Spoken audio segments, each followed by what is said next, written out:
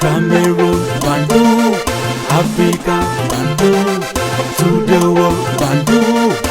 Salut les amis et bienvenue sur votre plateforme. Ici, c'est votre Ekonaman, Bamendaman, Ngiman, Bakwerman, and proudly so anglophone brother. Les Occidentaux semblent ne pas écouter le message que le monde entier est en train de les envoyer.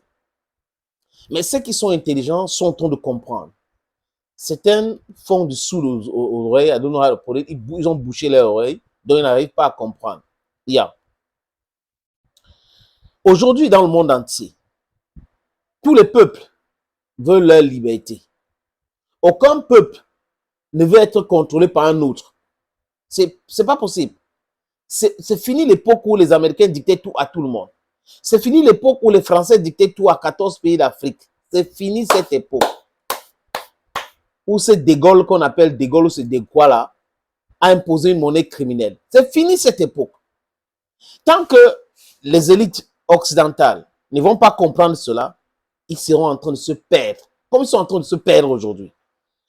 Ils vont maintenir les mêmes discours, les mêmes stratégies, qui vont jamais réussir. Donc, le résultat, c'est quoi? C'est l'échec total. La façon que les Occidentaux ont traité les Africains en 1900, donc juste après la conférence de Berlin de 1884-85, les amis, entre novembre et février, ça ne doit pas être la même façon aujourd'hui.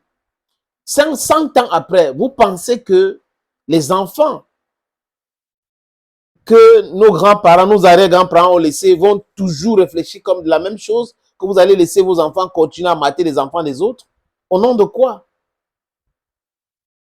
On est 1000 fois meilleur que les Occidentaux, les amis. Je vais vous expliquer pourquoi ils disent cela. En termes de religion, ça a commencé chez nous. Ils ont allé essayer de traficoter des choses pour venir nous imposer cela avec les armes. On a imposé le christianisme en Afrique avec les armes. On a imposé l'islam en Afrique avec les armes. Donc, quelque chose qui est normal, vous imposez ça aux gens avec les armes, avec les livres d'histoire qu'on appelle livres saints, biblos, tous ces livres-là, les amis. Quand j'ai fini de balayer, nous avons compris aujourd'hui et c'est en train de les perturber. Leur message, les incohérences dans ces différents livres, ça les perturbe quand on est en train de pointer du doigt, regardez tel texte, regardez ceci, qu'est-ce que vous êtes en train de raconter? Et vous allez voir des gens qui vont venir quand même vous dire qu'il faut avoir le Saint-Esprit pour pouvoir comprendre ces choses-là. Que si vous n'êtes pas habité par l'Esprit Saint, ça sera difficile pour vous de comprendre. Un livre écrit par les hommes, il faut avoir cet Esprit Saint. L'Esprit Saint, c'est quoi? C'est la roubladise, les amis. Quand j'ai fini de parler de ça, vous pillez notre pays pendant longtemps, nos pays pendant longtemps. Et on vient vous dire aujourd'hui, il faut les partenariats économiques d'égal à égal. Vous faites quoi? Vous faites signer les choses avec l'arme, avec le pistolet. Et on grandit. On se dit que nos grands-parents, nos arrière-grands-parents se sont trompés. On veut corriger cela. Vous dites non. En termes d'éducation, nous avons notre éducation. Imaginez, nous avons nos langues et on parle nos langues. Nous parlons vos langues. La différence entre nous et vous, c'est que vous ne parlez pas nos langues.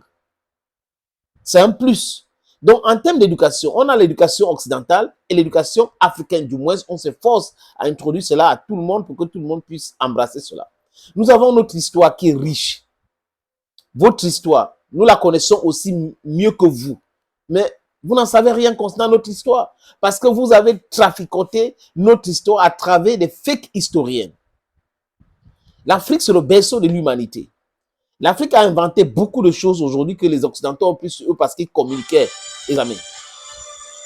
Donc, vous ne pouvez pas continuer à penser que on va rester subjugué, on va rester là sous votre contrôle en disant, ah oui, les Occidentaux, là, vraiment, c'est des gens bien.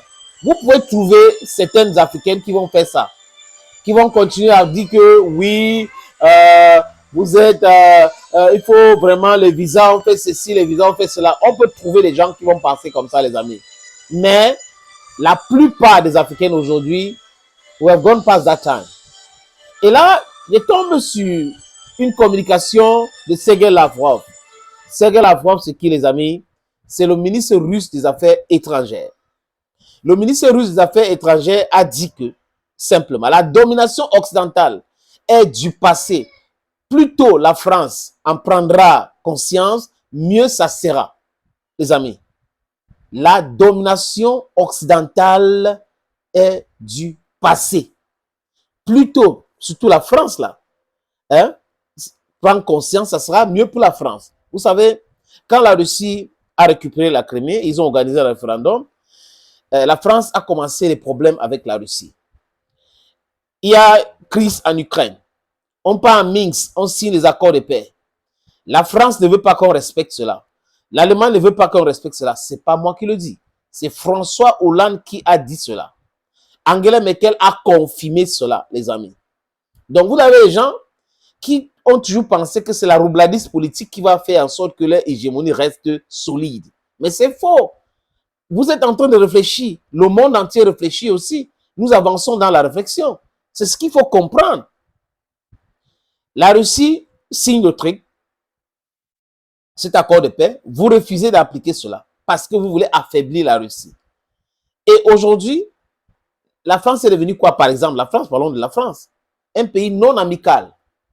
Donc, la France, à travers les groupes terreau en Afrique, essaye de mettre en déroute la Russie, au Mali et autres. Mais elle ne peut pas arriver, elle ne peut pas. La France n'a pas la capacité de pouvoir faire tout cela, les amis. Regardez comment Macron est en train de se plier en quatre pour aller au Maroc, en déclarant que le Sahara occidental est ceci et cela. Et hier, il ne faisait pas ce même discours. C'est le discours calculateur, let me put it that way. Il est dans les calculs. Il y a la CAN qui va se jouer au Maroc, il faut gagner quelques matchs, il ne faut pas laisser la Chine et la Russie gagner les matchs là-bas tout seul. Il y a la Coupe du Monde qui arrive et tout ça. Voilà les calculs. Mais ce n'est pas notre problème. Les amis, ce n'est pas notre problème. Ce que Lavrov a dit, je suis vraiment d'avis et d'accord avec lui. La domination occidentale est du passé. Il faut classer comme l'histoire. C'est l'histoire. Les peuples du monde entier aujourd'hui sont fatigués. Je répète encore, le peuple du monde entier aujourd'hui sont fatigués de continuer à rester dans cette histoire de contrôle avec des organisations telles que les Nations Unies. On peut citer d'autres. Vous avez l'Union européenne qui finance l'Union africaine. Vous avez ces choses-là. On va se séparer très bientôt de ça. Et c'est grâce à la communication. Ce que vous faites, ce que nous faisons chaque jour, les amis, ça aide à pouvoir sortir de ces chaînes-là. Nous allons briser ces chaînes. D'ailleurs, on est en train de briser déjà. Et nous allons complètement briser ces chaînes parce que we need economic freedom. We need political freedom. We need total freedom in our lifetime. It's very, very, very important. All this, we need it in our lifetime. And that's why we are fighting so hard to impose our vision, our African vision, because we are talking about Africa. We're talking about our continent. We are not imposing anything to anybody. Thank you, friends. Bye-bye.